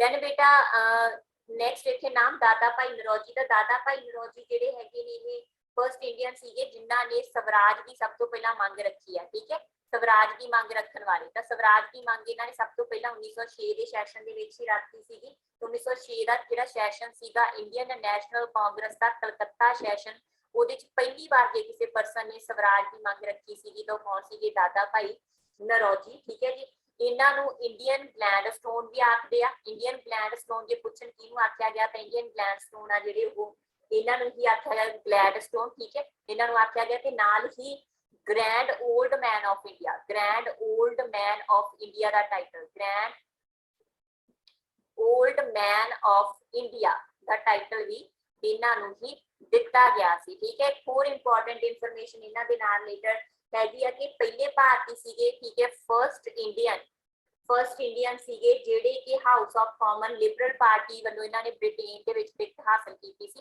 ब्रिटेन दे विच लिबरल पार्टी दे वालों जिहड़ा हाउस ऑफ कॉमन्स हैगा। ठीक है, हाउस ऑफ कॉमन्स के मैंबर सीगे जिहड़े ये इलैक्ट होए सी पहले भारती सीगे। ते नाल ही इन्हां दी जिहड़ी कई बार पूछ लिया जाता है ब्रेन वेल्थ थ्योरी किन्हां ने दित्ती है? धन निकासी सिद्धांत brain wealth theory Gandhi ji द्वारा सॉरी इन्हां दे वल्लों ही दादा भाई नरौजी दे वल्लों ही दित्ती गई सी। ते किहड़ी पुस्तक दे विच दित्ती गई सी? जे पुस्तक पुछण तां पुस्तक दा नाम की है जी? Un British rule of India. Un British rule of in India, ठीक है, on British rule in India, clear जी। एक पर्सन इतने रह गए ने बाल गंगाधर तिलक, ठीक है। तो बाल गंगाधर तिलक ਨੂੰ ਇੱਕ ਟਾਈਟਲ ਦਿੱਤਾ ਗਿਆ ਸੀ ਲੋਕਮਾਨਿਆ, ਠੀਕ ਹੈ। ਲੋਕਮਾਨਿਆ ਤਿਲਕ ਤੁਸੀਂ ਸੁਣਿਆ ਹੋਣਾ, ਲੋਕਮਾਨਿਆ ਤਿਲਕ, ਠੀਕ ਹੈ ਜੀ। ਤੇ ਇਹਨਾਂ ਦੇ ਜਿਹੜੇ ਹੈਗੇ ਸੀਗੇ ਦੋ ਜਿਹੜੇ ਅਖਬਾਰ ਸੀ ਉਹਨਾਂ ਨੂੰ ਇਹਨਾਂ ਨੇ ਐਡਿਟ ਕੀਤਾ ਸੀਗਾ। ਇੱਕ ਅਖਬਾਰ ਹੈਗਾ ਮਰਾਠਾ, ਠੀਕ ਹੈ ਜੀ, ਤੇ ਦੂਜਾ ਅਖਬਾਰ ਹੈਗਾ ਕੇਸਰੀ, ठीक है। ऊपर भी मैं पूछ चुकी हाँ, चलो मैं इतने दस ही दिता। हुण तुसीं इन्हां दी लैंग्वेज दसनी आ दोनां दी, ठीक है। केसरी दी किहड़ी लैंग्वेज सी ते मराठा किहड़ी लैंग्वेज दे विच सीगा, तुसीं मैनूं कमेंट बॉक्स दे विच दसना, ठीक है जी। काफी इंपॉर्टेंट पर्सन आ बाल गंगाधर तिलक, जिन्हां दे बारे च बहुत ज्यादा इंफॉर्मेशन दित्ती जा सकदी है। मैं वन बाय वन करके इन्हां बारे तुहानूं दसदी रहूंगी जिवें जिवें क्वेश्चन आई जाणगे, ठीक है जी। नैक्सट है बेटा कि दिल्ली कदों भारत की राजधानी बनती है। तो काफी बच्चों को ये डाउट हो जाती है कि 1911 या 1912, ठीक है, घोषित की जाती है। क्वेश्चन है घोषित, ठीक है। तो घोषित तो कर दी जाती हैगी आ 1911 तो आंसर इत्थे होगा 1911, ठीक है। 1911 दिल्ली दरबार हुंदा। दिल्ली दरबार दे विच जॉर्ज पंजवें, क्योंकि उस टाइम ते मैं लिख दिंदी हां जॉर्ज पंजवें, ठीक है। जॉर्ज पंजवें जिहड़े ब्रिटेन दे विच किंग बनदा, तो ओदी याद दे विच ही ओनू एक मैमोरेबल तरीके दे नाल याद रखण दे लई ही घोषित किया गया सीगा कि जी दिल्ली नूं भारत दी राजधानी, ठीक है, घोषित किया गया सी। बट एक्चुअल दे विच कदों बनी हैगी बेटा 1 अप्रैल 1912, ठीक है। 1 अप्रैल 1912 नूं वैसे ये बनी, ठीक है जी। 1 अप्रैल 1912 नूं ये बना दी गई सी, घोषित की 1911। नेक्स्ट है बेटा किसने क्या स्वराज की प्राप्ति बिना साडा जीवन ते धर्म बेकार है, ठीक है। स्वराज की जिहड़ी बेटा सब तो वध वरतों हैगी है ना, एक ना थोड़ी स्लाइड की प्रॉब्लम आ जाती है, इस करके जो मेरा राइटिंग बोर्ड है ना वो कई बार डिस्कनेक्ट हो जाता, दैट्स वाई फिर मेरी जिहड़ी हैगी है राइटिंग प्रॉब्लम आती है। तो देखो बेटा जी स्वराज की प्राप्ति बिना साडा जीवन ते धर्म बेकार है, किन्ना ने आख्या सीगा बाल गंगाधर तिलक, ठीक है जी। बाल गंगाधर तिलक सब तो वध जे पुछन ना कि सब तो वध जिहड़ी हैगी है स्वराज की वरतों किने कीती है, स्वराज शब्द की सब तो वध वरतों, तो तुहाडा आंसर आऊगा बाल गंगाधर तिलक, ठीक है। बट इनू पहली बार जिहड़े पर्सन ने आपां कहिए जिन्हें डिमांड की, पहला पर्सन जिन्हें डिमांड की सीगी इहदी वो कौन सीगे, दादा भाई नरौजी, ठीक है। दादा भाई नरौजी मैं ऊपर भी दस चुकी हूं, जो दादा भाई नरौजी के बारे दसिया सीगा। तां इंडियन नैशनल कांग्रेस का कलकत्ता सैशन हुंदा 1906 ईस्वी दे विच, ते उसे सैशन दे विच ही दादा भाई नरौजी के वल्लों पहली बार स्वराज की मंग की गई सी, पर इनू रिजेक्ट कर दिता गया, ठीक है, रिजेक्ट कर दिता गया सीगा। बट इनू सब तो वध जिन्हें वरत्या वो कौन सीगे, बाल गंगाधर तिलक, है ना। स्वराज की प्राप्ति बिना सारा जीवन ते धर्म बेकार है। इस तो बिना एक होर पटिशन भी है, जब स्वराज मेरा जन्म सिद्ध अधिकार है, मैं प्राप्त है ना सीन प्राप्त करके रहांगी, तो ये कोटेशन जिहड़ी हैगी वो बाल गंगाधर तिलक दी है, क्लीयर जी। तां ये सीगी अज दी बेसिक इनफॉर्मेशन। नेक्स्ट क्लास दे विच जिहड़े हैगे फर्दर एमसीक्यू लैके मिलांगे। अच्छा ऊपर भी थोड़ा जिहा ना मैं तुहानूं डिफाइन करदा 1911 12 फोर्थ क्वेश्चन मैं एक बार दोबारा रिपीट कर दी क्योंकि दो डेट्स आईयां सी ना, तां मैं वो भी क्लीयर कर दिंदी हां। बाकी भी बेटा देखो 1900 ਜਿਹੜੀਆਂ दो डेट्स ने ਤੁਹਾਨੂੰ क्लियर हो चुकी ਨੇ, 1911 ਤੇ 12 ਦੀ डेट ਤੁਹਾਨੂੰ क्लियर है, ठीक है जी। 1906 ਦੇ ਵਿੱਚ ਕੀ ਹੋਇਆ ਸੀ बेटा, मुस्लिम लीग है ना। 1906 ਈਸਵੀ ਦੇ ਵਿੱਚ ਢਾਕਾ ਦੇ ਵਿੱਚ ਮੁਸਲਿਮ ਲੀਗ ਦੀ ਸਥਾਪਨਾ ਹੁੰਦੀ ਹੈ, ਇੱਕ ਸੈਸ਼ਨ ਹੋਇਆ ਸੀ, ਉਹ ਮੈਂ ਤੁਹਾਨੂੰ ਉੱਪਰ ਦੱਸ ਹੀ ਚੁੱਕੀ ਹਾਂ ਨਾ, ਦੋ ਵਾਰ ਦੱਸ ਚੁੱਕੀ ਹਾਂ, ਜਿਸ ਵਿੱਚ ਸਵਰਾਜ ਦੀ ਮੰਗ ਕੀਤੀ ਗਈ ਸੀ। ਬਟ ਮੁਸਲਿਮ ਲੀਗ ਬਣਦੀ ਆ 1906 ਈਸਵੀ ਦੇ ਵਿੱਚ, ਕਿੱਥੇ ਬਣਦੀ ਹੈ ਜੀ, ਢਾਕਾ ਦੇ ਵਿੱਚ, ਠੀਕ ਹੈ। ਢਾਕਾ ਦੇ ਵਿੱਚ ਬਣਦੀ ਹੈ ਤੇ ਇਹਨੂੰ ਬਣਾਉਣ ਵਾਲੇ ਜਿਹੜੇ ਫਾਊਂਡਰ ਪਰਸਨ ਸੀ ਉਹ ਕੌਣ ਸੀਗੇ ਜੀ, ਸਲੀਮੁੱਲਾ ਖਾਂ, ਸਲੀਮੁੱਲਾ ਖਾਂ, आगा खां, ठीक है, मोहसिन खां मुल्क, मोहसिन खां मुल्क, ठीक है। ते कलकत्ता सैशन एक तुसीं 1906 ईस्वी दे विच याद रखना हैगा, कलकत्ता सैशन दादा भाई नरौजी ने प्रधानगी की सी, ते पहली बार मंग की गई थी जी स्वराज की। 1909 ਦੇ ਵਿੱਚ ਤੁਸੀਂ याद रखना हैगा ਜਿਹੜਾ इंडियन काउंसिल है, ठीक है, इंडियन काउंसिल एक्ट जो मैं ਤੁਹਾਨੂੰ ਉੱਪਰ ਕਰਾ ਚੁੱਕੀ ਹਾਂ 1909 ਦਾ, ठीक है। ਤੇ ਦੋ ਜਿਹੜੇ ਹੈਗੇ ਉਹ ਤੁਸੀਂ ਧਿਆਨ ਦੇ ਵਿੱਚ ਰੱਖਣੇ ਨੇ। ਬਾਕੀ ਰਾਜਧਾਨੀ ਘੋਸ਼ਿਤ ਕਦੋਂ ਕੀਤੀ ਗਈ ਸੀਗੀ, ਰਾਜਧਾਨੀ ਘੋਸ਼ਿਤ ਕੀਤੀ ਗਈ ਸੀ 1911 ਈਸਵੀ ਦੇ ਵਿੱਚ, ਬਣੀ ਕਦੋਂ ਸੀ 1912 ਈਸਵੀ ਵਿੱਚ। ਠੀਕ ਹੈ ਜੀ, ਤਾਂ ਮਿਲਦੇ ਹਾਂ ਨੈਕਸਟ ਕਲਾਸ ਦੇ ਵਿੱਚ। ਜੇ ਮੇਰੀਆਂ ਵੀਡੀਓ ਤੁਹਾਡੀ ਹੈਲਪਫੁਲ ਹੋ ਰਹੀਆਂ ਨੇ, ਵੱਧ ਤੋਂ ਵੱਧ ਇਸ ਚੈਨਲ ਨੂੰ ਸ਼ੇਅਰ ਕਰੋ, ਸਬਸਕ੍ਰਾਈਬ ਕਰੋ ਤੇ ਵੀਡੀਓ ਨੂੰ ਲਾਈਕ ਜ਼ਰੂਰ ਕਰੋ। ਜੇ ਤੁਸੀਂ ਕੋਰਸ ਲੈਣਾ ਚਾਹੁੰਦੇ ਹੋ ਤਾਂ ਸਾਰੀ ਇਨਫੋਰਮੇਸ਼ਨ ਤੁਹਾਨੂੰ, ਨੰਬਰ ਦੀ ਇਨਫੋਰਮੇਸ਼ਨ, ਬੈਚ ਦੀ ਇਨਫੋਰਮੇਸ਼ਨ ਤੇ ਪੂਰੀ ਜਿਹੜੀ ਹੈਗੀ ਆ ਸਾਡੀ ਐਪ ਦੀ ਇਨਫੋਰਮੇਸ਼ਨ ਤੁਹਾਨੂੰ ਡਿਸਕ੍ਰਿਪਸ਼ਨ ਬਾਕਸ ਦੇ ਵਿੱਚ ਮਿਲ ਜੂਗੀ। ਤੁਸੀਂ ਉੱਥੋਂ ਡਾਇਰੈਕਟ ਕੋਰਸ ਨੂੰ ਪਰਚੇਸ ਕਰ ਸਕਦੇ ਹੋ। Thank you so much.